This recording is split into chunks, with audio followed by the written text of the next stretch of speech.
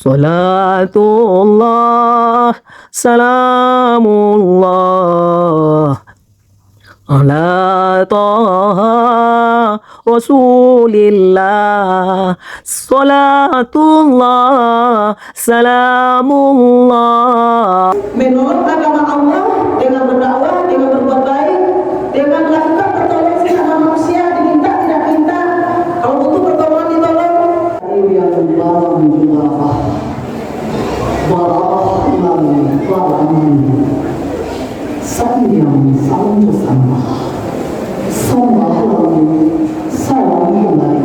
Assalamualaikum warahmatullahi wabarakatuh.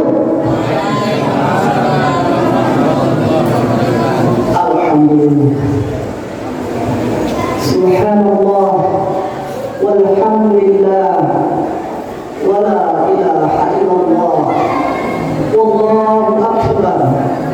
La haula wala quwwata illa billahil aliyyil azim. Allahumma shalli ala sayyidina Muhammad wa ala ali sayyidina Muhammad. Yang dihormati Bapak Pengurus Masjid Raya Baitur Rahman Pemerintah Padang, yang dihormati Bapak-bapak, Ibu-ibu, anak-anak, jamaah Masjid Raya Baitur Rahman Pemerintah Padang. Puji syukur ya kepada Allah Subhanahu wa taala karena limpahan yang tak terhingga dari rahmat Allah. Rahmat iman yang pertama kali. Walaupun dalam keadaan ini hujan, kita alhamdulillah telah selesai sholat isya berjamaah. Dan betapa banyak rahmat dan nikmat Allah yang lain yang tidak bisa kita hitung satu persatu. Dan senantiasa bila kita berselawat kepada Rasulullah SAW, karena dengan berselawat akan dimudahkan kehidupan kita dan syafaat mudah didatangkan oleh Allah, baik di dunia maupun di akhirat. Judul tausiah atau santapan rohani pada malam ini adalah amalan-amalan yang cepat mendatangkan pertolongan dan rahmat Allah Subhanahu wa taala. Bagi anda yang mencatat pesantren Ramadan, judulnya diulangi sekali lagi, amalan-amalan yang cepat mendatangkan pertolongan dan rahmat Allah Subhanahu wa taala. Bapak Ibu, anak yang dirahmati oleh Allah, di dalam ajaran agama Islam ada amalan-amalan yang dapat mempercepat pertolongan dan rahmat Allah itu datang kepada kita. Jadi memang kata diyakini bahwa dengan perbuatan amalan yang kita lakukan akan cepat mendatangkan pertolongan dan rahmat daripada Allah. Apakah poin-poin rahmat Allah itu? Dengan kebaikan amalan yang kita lakukan, satu adalah berdakwah. Apa yang pertama, Pak? Ananda, berdakwah yaitu menolong agama Allah dan berbuat baik kepada sesama manusia. Berdakwah, Ibu yang dirahmati oleh Allah, Ananda. Halo, Ibu. Yang pertama, Ibu, adalah pertolongan Allah itu karena kita berbuat amalan kebaikan berupa berdakwah, menyeru, mengajak seseorang kepada yang jalannya diridai oleh Allah, mencegah melarang seseorang hamba Allah yang berbuat dan tidak diridai oleh Allah. Itu namanya adalah berdakwah. Berdakwah itu mengajak ke jalan yang benar. Baliku ani walau ayah. Sampaikanlah tanda-tanda kebesaran Allah. Dakwah itu walaupun satu ayat yang kamu ketahui. Ulil haq walau kana murran. Sampaikanlah yang benar meskipun kenyataannya pahit sekalipun. Di dalam Quran surah yang lain, Bismillahirrahmanirrahim. Wa yakum minkum ummatan ya'muruna bil ma'ruf wa yanhauna 'anil munkar wa ulaika humul muflihun. Hendaklah ada segolongan umat atau seseorang di antara kamu mengajak menyeru kepada kebaikan yang ma'ruf, yang diridai oleh Allah. Kemudian hendaklah ada juga mencegah, melarang dari perbuatan yang mungkar, yaitu perbuatan yang tidak diridai oleh Allah. Mereka mengajak menyeru, itulah yang mendapat keberuntungan. Maha benar Allah dalam segala firman-Nya. Itu yang pertama, yang cepat mendapat pertolongan dari Allah. Bapak Ibu anak yang dirahmati oleh Allah, berdakwah adalah dengan cara kita masing-masing. Kalau yang ada mengundang saya ke sini untuk berdakwah dengan caranya, mengurus. Kalau Bapak Ibu ngomong juga saya berdakwah, berarti Ibu tidak ikut berdakwah. Kalau saya berdakwah mengajak di sini, Bapak Ibu menyimak dengan sebaik-baiknya, berarti Ibu ikut menyimak kajian ini, berarti Ibu berdakwah dengan cara menghadiri, menyimak tausiah ini. Begitu juga Anda tenang mencatat, mendengarkan poin-poin yang disampaikan, meresapi di dalam hati, kemudian mengamalkan dengan perbuatan, berarti itu Anda berdakwah dengan jalan dan cara Anda. Kemudian ada Anda tadi yang meletakkan kamera di sini dan merekamnya, mengatakan Ibu ke sini, itu juga berdakwah dengan caranya. Jadi kita berdakwah dengan cara kita masing-masing dan versi kita masing-masing. Jadi itulah berdakwah sesuai dengan kemampuan dan versi kita masing-masing. Dan mungkin pula berdakwah semuanya di depan podium ini, berdakwah dengan cara dan kemampuan kita masing-masing. Itulah orang yang menolong agama Allah tadi, berbuat baik sesama manusia, memberikan pertolongan selaku sesama manusia. Gemar suka berbuat baik dengan memberi pertolongan saudaranya sesama muslim. Walaupun saudaranya itu tidak meminta tolong, tapi karena butuh pertolongan, ia ditolong walaupun tidak dimintai tolong. Alhamdulillah, bismillah dan ta'awusnya dan masalahnya sudah di awal tadi. Wa ta'awanu 'alal birri wa taqwa wa la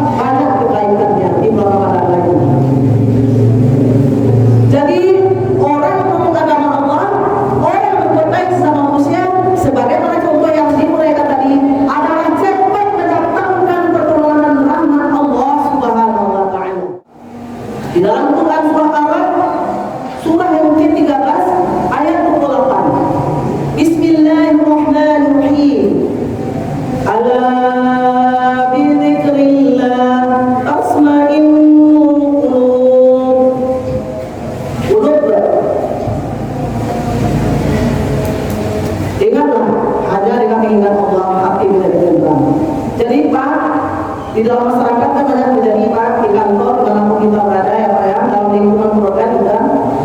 Sudah dikasih, dia tidak terima kasih. Sudah dikasih, dia tidak bersyukur. Mungkin nggak diajar sama orang tuanya bagaimana cara bersyukur itu. Bersyukur kepada Allah, berterima kasih kepada orang yang memberikan rahmat kepada kita. Apa yang diberikan oleh orang kepada kita berupa makanan kah, pakaian kah, duit kah, sepatu kah, baju, kebaikan, ucapkanlah alhamdulillah. Terima kasih Pak, terima kasih Bu. Yang Ananda cium tangan orang yang ngasih. Kalau dia wanita, dia wanita muda yang cium tangan. Kalau laki laki tidak gitulah. Jangan sama ratakan semuanya ya Ananda ya. Kecuali kalau di bawah umur. Kalau sudah balik neraka jangan cium tangan ibunya. Maksudnya mamanya tak apa, ibunya usah cium tangan. Kalau sudah balik neraka, sekarang kan masih anak-anak, nggak ada dosanya, ya kan? Jadi begitu cara berterima kasih. Jadi Bapak Ibu yang dirahmati oleh Allah, ada anakku sedini mungkin di rumah mengucapkan terima kasih. Kalau ditolong oleh orang, alhamdulillah, terima kasih Bu, terima kasih Pak. Itu cara bersyukur. Kalau enggak, dari masa nanti udah S2, udah S3, enggak mampu dia cara bersyukur, enggak tahu dia berterima kasih. Santai aja, cuek aja, datar saja setelah menjadi pertolongan oleh orang. Tapi orang menolong enggak perlu itu, karena dia tidak mengharapkan terima kasih orang itu, enggak terima kasih. Yang penting niatnya menolong, sudah serahkan kepada Allah. Ini saya mengajarkan kepada Bapak Ibu rumah yang punya anak. Sini mungkin anak dari kecil, ajarkan berterima kasih.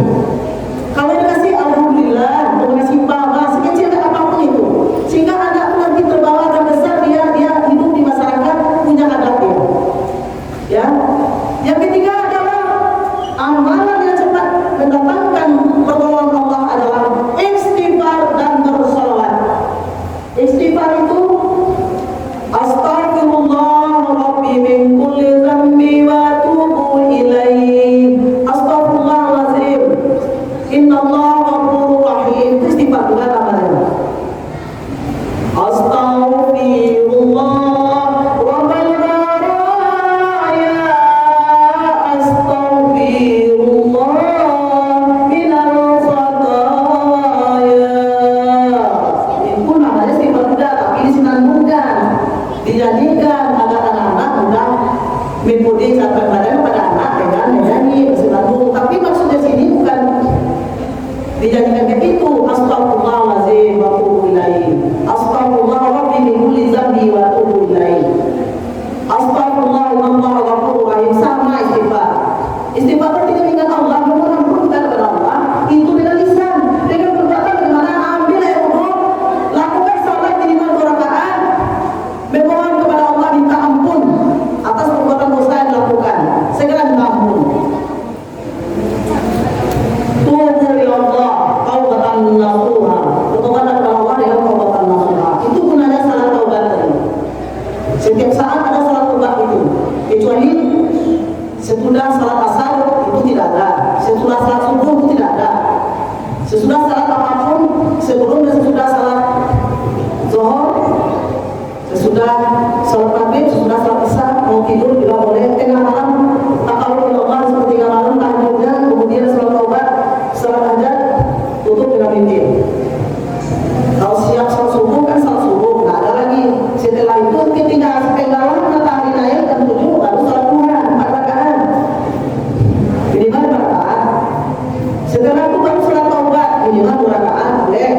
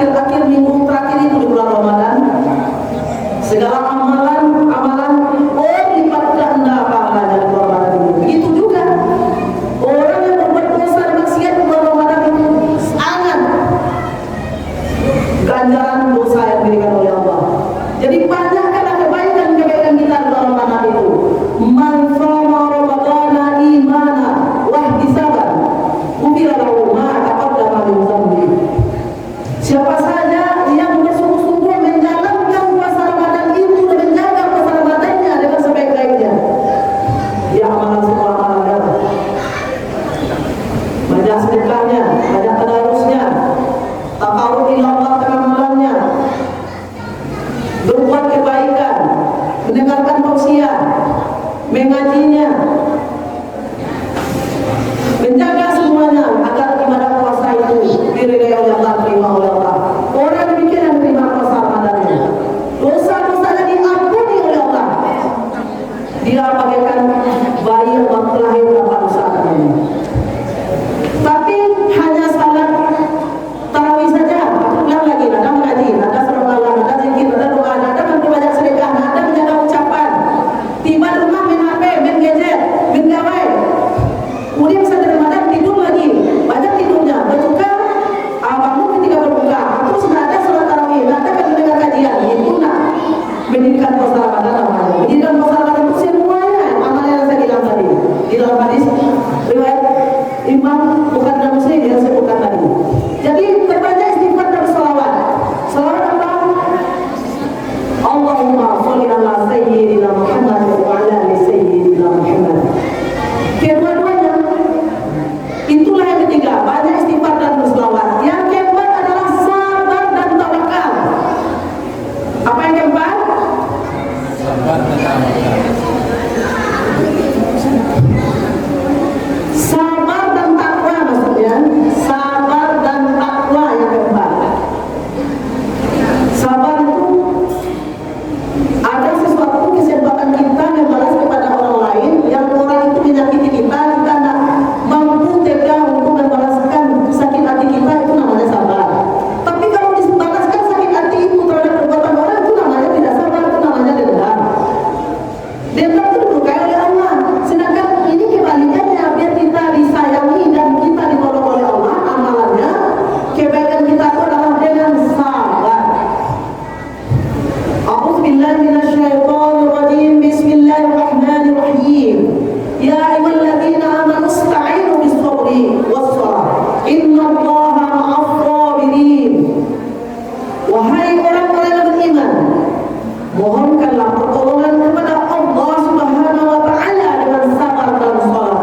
Sungguh Allah beserta dengan orang-orang yang sabar. Maha benar Allah dalam segala firman-Nya. Jadi sabar dan takwa adalah orang yang sangat dekat dengan rahmat Allah. Orang-orang yang berbuat kebaikan itu yang dikatakan dengan takwa. Orang itu namanya muhsinin. Ihsan itu perbuatannya baik. Muhsin itu orang yang suka melakukan perbuatan yang baik. Jadi orang yang sabar takwa itu orangnya muhsinin. Artinya dia gemar berbuat kebaik. Berbuat kebaikan maksudnya karena dia tidak mau melepaskan sakit hatinya, dendamnya, kekecewaannya kepada orang yang menzaliminya. Dia bawa dengan sabar dan dia bawa dengan takwa. Dia yakin bahwa Allah akan memberikan pertolongan kepadanya. Itu Quran Al-Baqarah ayat 183. Wahai orang-orang beriman, mohonkanlah pertolongan kepada Allah dengan sabar dan salat. Sungguh Allah beserta dengan orang-orang yang sabar. Yang kelima adalah orang yang pasrah